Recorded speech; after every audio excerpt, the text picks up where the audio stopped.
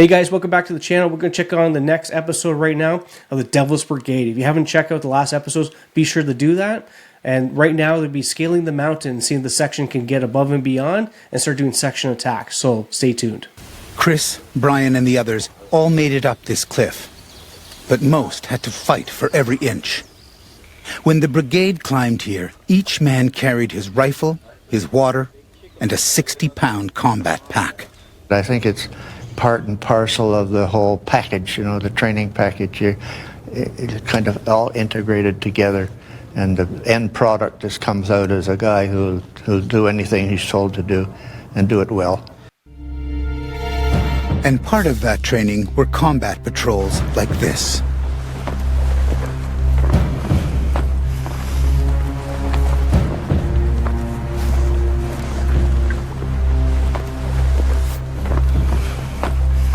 The soldiers have been ordered to scout a local bridge. But the bridge is defended by a unit of the National Guard familiar with these hills. And the squad is aware of the potential for an ambush.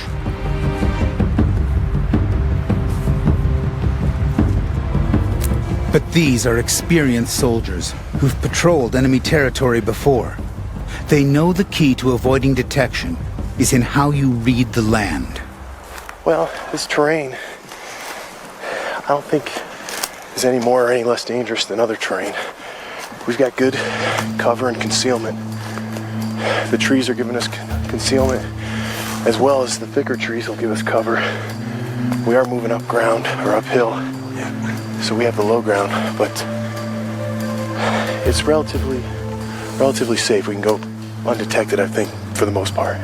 Special Forces missions are built on 4 principles: planning, reconnaissance, assault, extraction.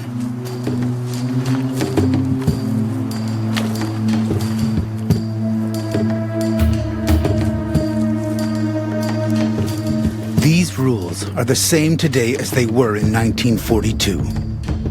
Technology can provide an overview, but there is no better way to evaluate an enemy position than by putting human eyes on the target.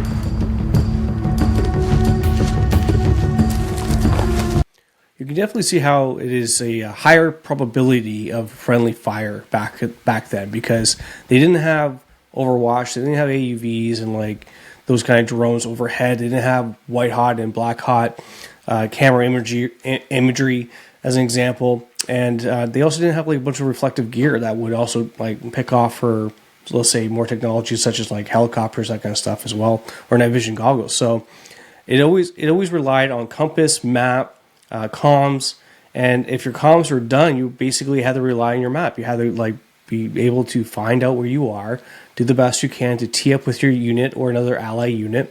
And if you couldn't do that, then you would probably be a prisoner of war. You'd probably get captured or, worst case, killed. So I think because of the lack of technology back then, also may have not been able to prevent a lot of the POWs that were captured, obviously. So that's just my opinion. So comment down below if you like.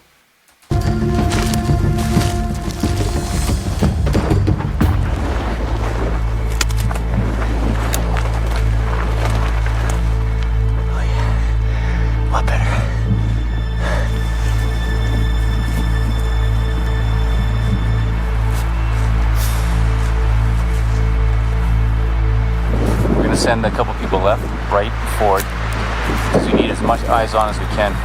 And here we can see 3/4 of the bridge, but not the first quarter. So we're going to send somebody on our left flank so they can observe at a better angle, and somebody on our right flank.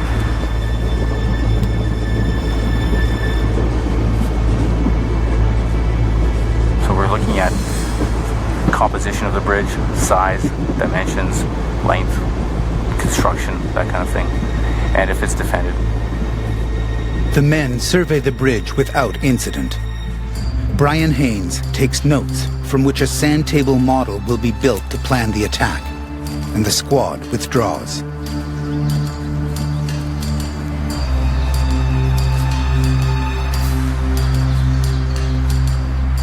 This patrol has gone well. They have been both skillful and lucky.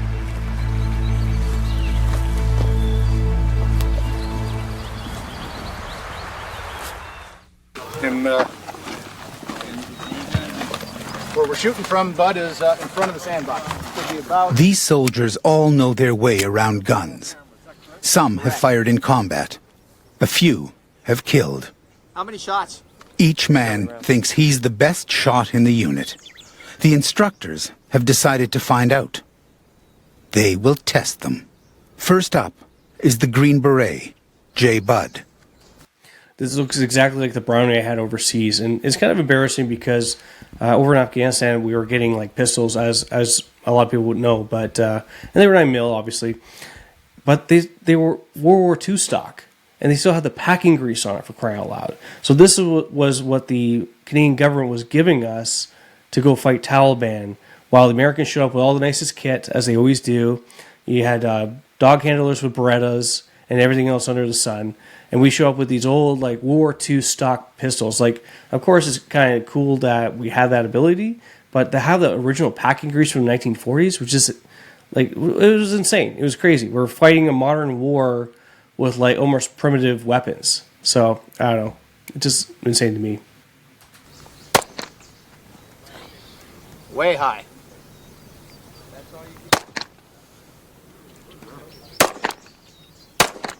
That's much better.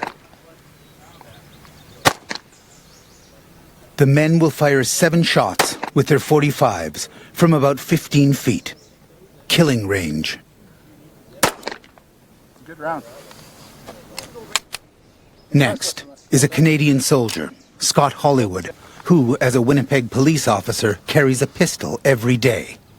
As I said, we don't really train for groupings. We space them out because if you hit a guy numerous times in one spot, all the trauma is in that area, so he doesn't know he's been shot. Well, he knows he's been shot, but he probably thinks he just got shot one time.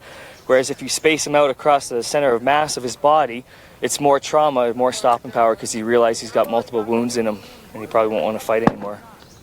I kind of disagree with that, because if you're doing multiple areas, it means that there's multiple opportunities as an officer to kill somebody, which is not always the objective of an officer.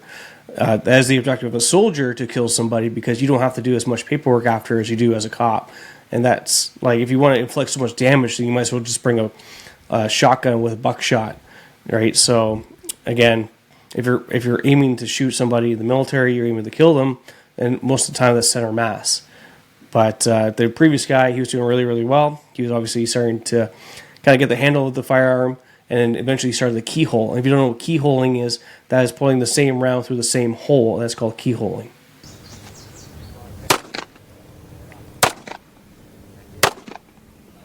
That one missed the target.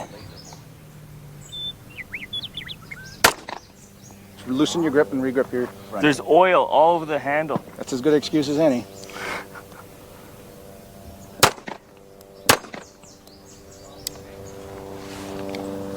Look at that. That's I think your buddy's got you on that one. Holy smokes. Next, Chris Bird, who's out to prove he's as handy with a pistol as he is with a rifle.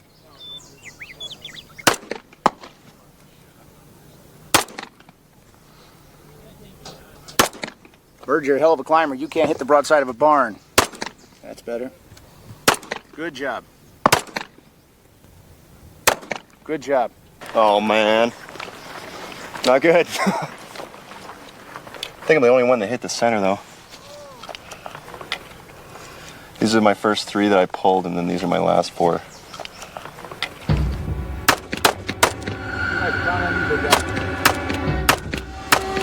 And which one am I shooting at?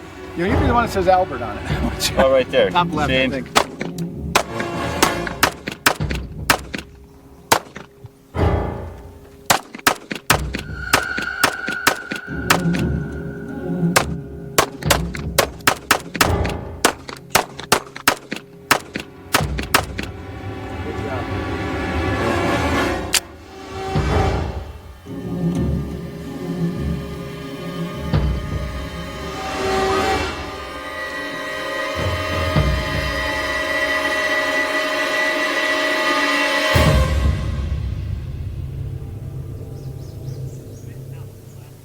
The dramatic pause of a simple pistol is just like theatrical. It's just ridiculous.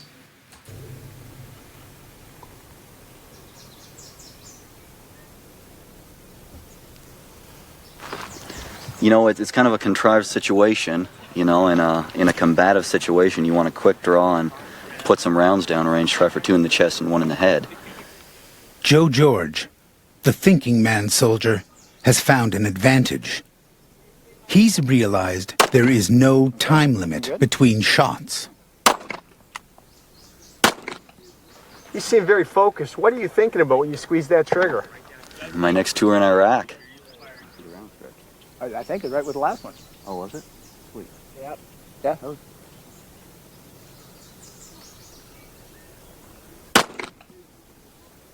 Okay, you're starting to breathe a little.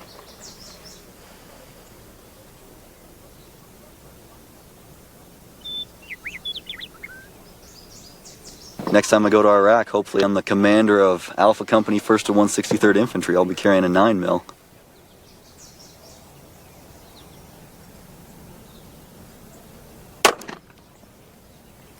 Okay, that's damn good shooting there, Joe. One you threw up here.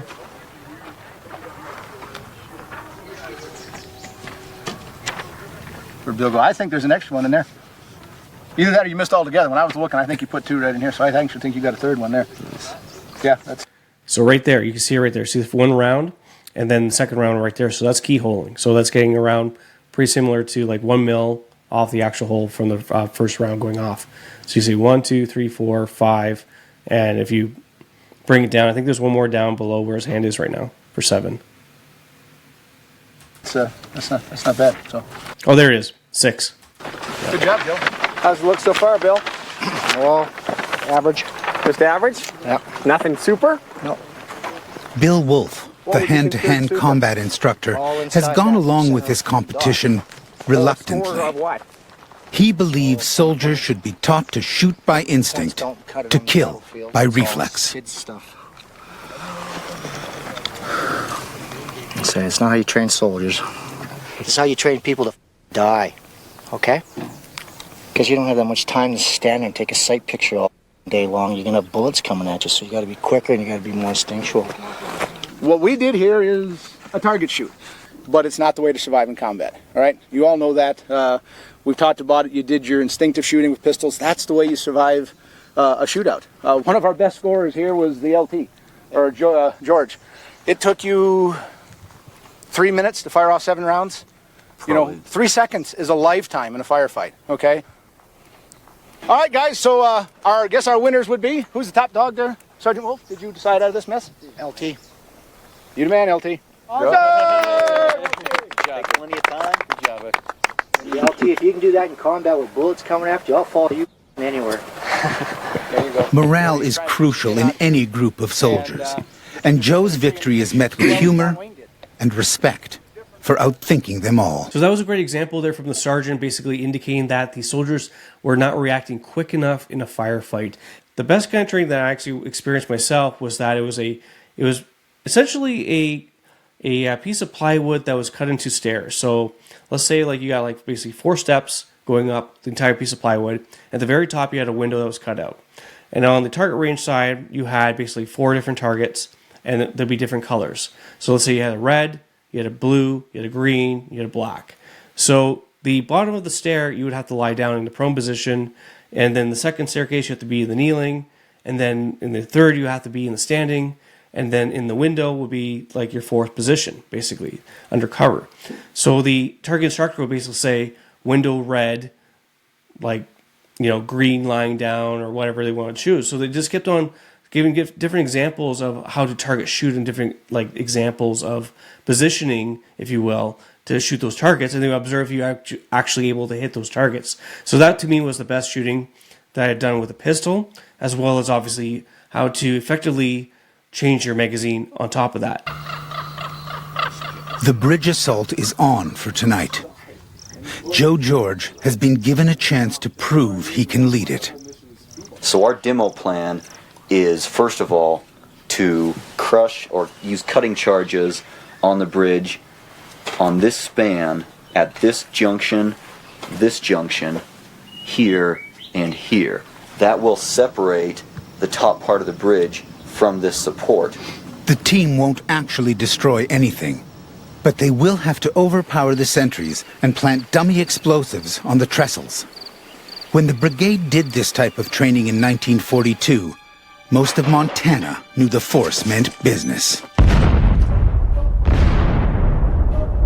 We'd had intensive demolition training. Learned how to place charges, and we also learned the use of TNT and the use of dynamite sticks.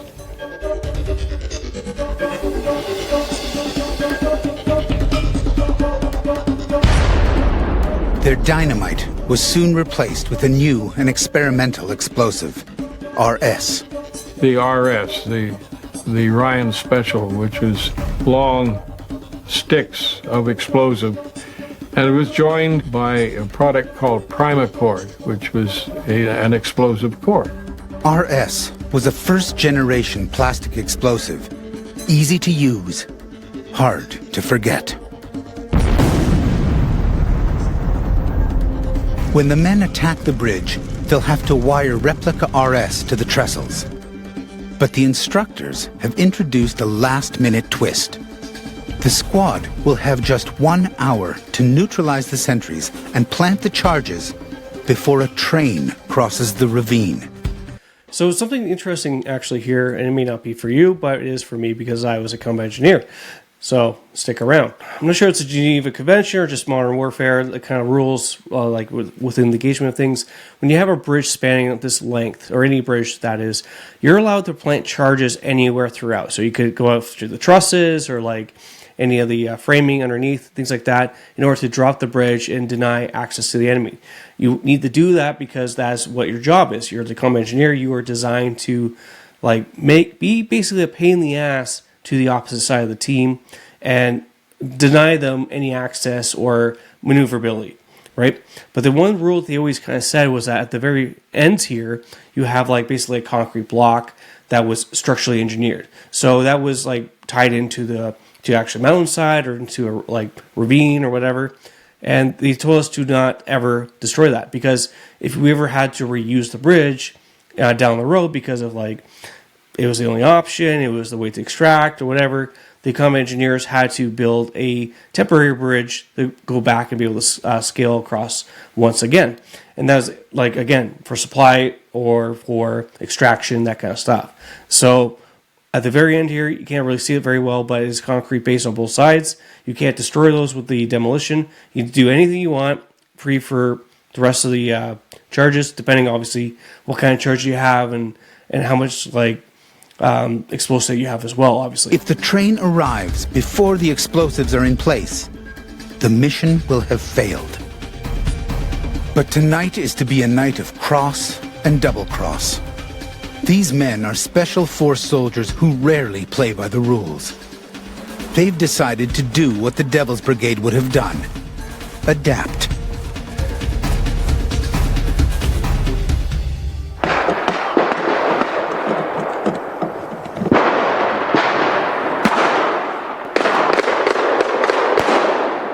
Afraid the instructors have tipped off the National Guard, the squad has begun the attack early. And Scott Hollywood, disguised as a jogger, has ambushed the National Guard sentries. I played Joe Jogger, freaking out what the hell's going on. When he turned his attention away from me, I drew my pistol from my back, fired at him, took his weapon and his ammo, so now I got a little bit more firepower, and I linked up with my boys here.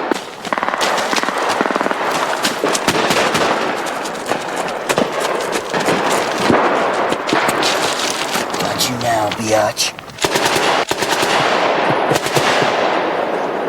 I'm not sure what kind of fighting position this is right here.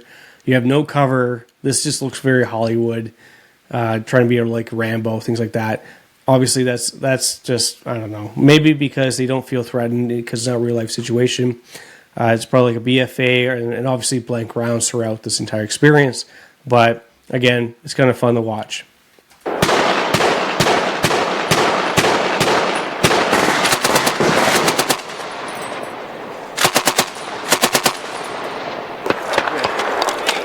Go underneath? Yeah. Hand it to me. I got my fingers under there. Use rough. Cleared. What do you got, Albert? Nothing.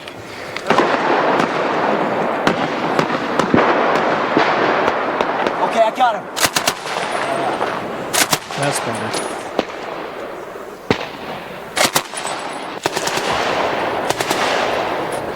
The men are only firing blanks, but their surprise has worked. The National Guard is beaten. Okay. Okay, so it's ready to go. The pin's already out of it. All you gotta do is pull it.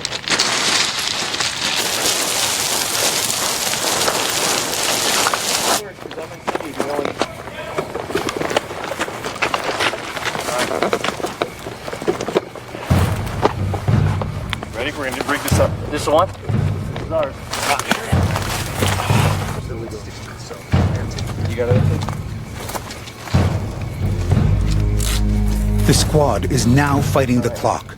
The 1 hour time limit is tight. So Joe's elaborate demolition plan is dropped in favor of simply getting the job done. So you can imagine a bridge, right? You got A-frames, things like that, and you have to be able to get like deck cord on different trusses and things throughout. Because if you have an explosive and it's a streamline, it's all the way down, and you only have one way to basically blow up the explosive. What if it fails? And this is a critical moment in the worst machine itself, right? So you have to do is like almost like a string line. So you have to like have a separate lead and maybe a couple cross leads throughout, and be able to intertwine them. So sometimes you have like what's called a J clip, and basically what you're doing is that you're connecting the two together, and that way that once it does fire off, the circuit goes straight through. If you, let's say you have like a wet det or things like that, it will continue, and then it will go across and then continue that way. That way you have a secondary, maybe even a third or fourth, to ensure that the actual bridge is going to be completely destroyed. And that's what you need to do in these kind of situations, because if you only rely on the one source, you're going to fail. Absolutely. Just like the humidity, transportation, bad gear, like that was purchased by any company, things like that. Like you have to be aware of those kind of situations that could happen.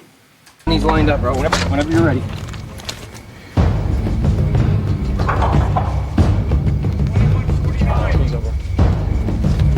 Good?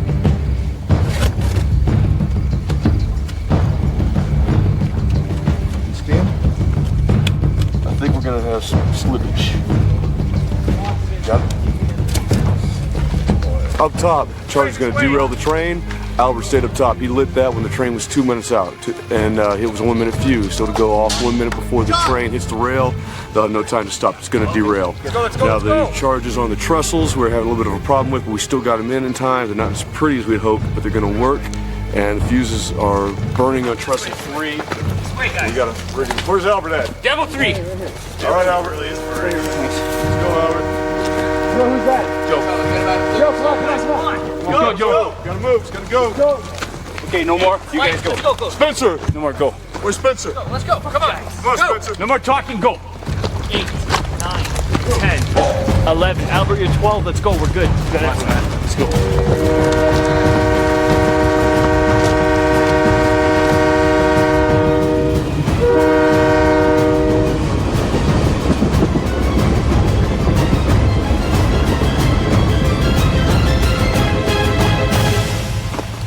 The world has been overrun with deviants, creatures of considerable power and destruction, and this is my new home. Welcome to Once Human. I guess it would be going off like right now.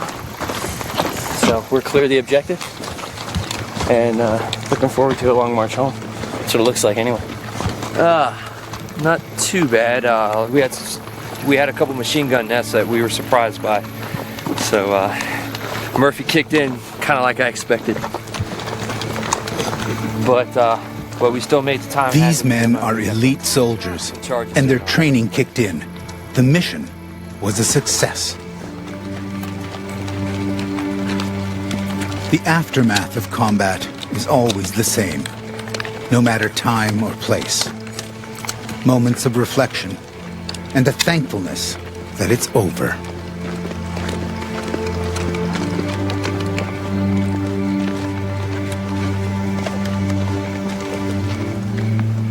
Some of these men have fought in firefights in Afghanistan or Iraq. And although tonight's battle was only a war game, no soldier likes to lose. especially not this squad, who are men of courage and men of honor. Men determined to earn the respect of the Devil's Brigade.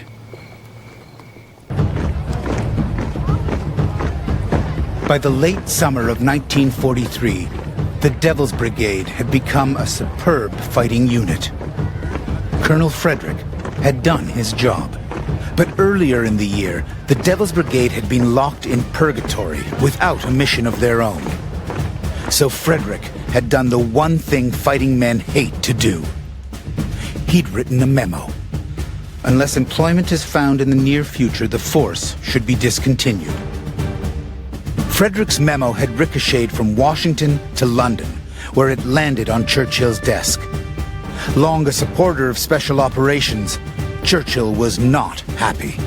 He wrote, "On no account dissipate the force. It may alter the whole strategic position of the war." To which Roosevelt himself responded, proceeding vigorously. Frederick's gamble had paid off. The Devil's Brigade was going to GI heaven.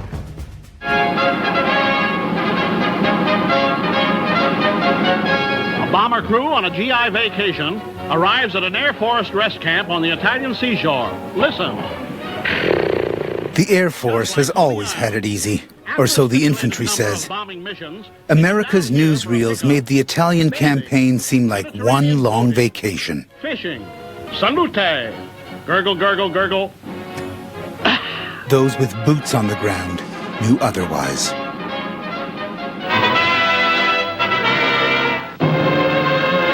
Infantrymen of the 1st Special Service Force carry out a successful daylight raid on an advanced German position in the Anzio area. Men surround the German outpost in no man's land. This position is 400 yards in advance of the enemy lines. In the mud and blood of Italy, in a dozen battles, over 100 hilltops, the men of the Devil's Brigade would earn their medals and build their reputation. But they would pay a terrible price. I feel like a lot of people forget that Italy was part of the Nazi campaign in the very early beginning until they were double-crossed by Germany at that time. And it's just funny today. It's like as if it never happened. You know, it's so funny that we always make Germany accountable for the sins of their fathers, but you don't hear that with Italy. You don't hear that with like other countries as well. Obviously, like the Polish people were overrun and they didn't have really a choice, and a bunch of other neighboring countries. But yeah, it's just funny how history just kind of trickles out over generation, and the story gets kind of maybe told in different ways. The fog lifted a minute, and there was nothing but bodies around, which they hadn't even been able to remove them. Well, going past those dead guys was, I think, the sobering moment for everybody. Then is when you start realizing, hey, that could be me. Yeah, I sort of went this way and he went that way. I knew he was dead. Guy gets hit with a close mortar bomb in the open. You don't need to look for a pulse. Next time on Devil's Brigade, Anzio. The brigade goes into action. What are all those things coming in? They said those are shells from the Germans. Ooh, I volunteered for this? These were the helmet that they apparently issued. And the squad takes parachute training, Devil's Brigade style. So we got up and there's Dan C-47 and the guy said, stand up, hook up, stand in the door. Out we went. Getting to the door, that was the big scare. Yeah, that's where I got the serious butterflies. Did you know that more than 80% of my viewership are not subscribed? So if you could do me a favor, I commit to you that I'll be doing the best content. I can make myself available to you and get better and better. If you like and subscribe, we'll be getting more content out to viewers and be able to grow this channel into what we could probably get it into the next year. So with your help, it would be really appreciative. Thank you so much for watching. There's a lot of history buffs here. I'm also one of them, and I just love this community. It's been just amazing content, amazing people, amazing feedback, and because of you, I'm able to do this. So thank you again, and I can't wait to do the next one with you guys.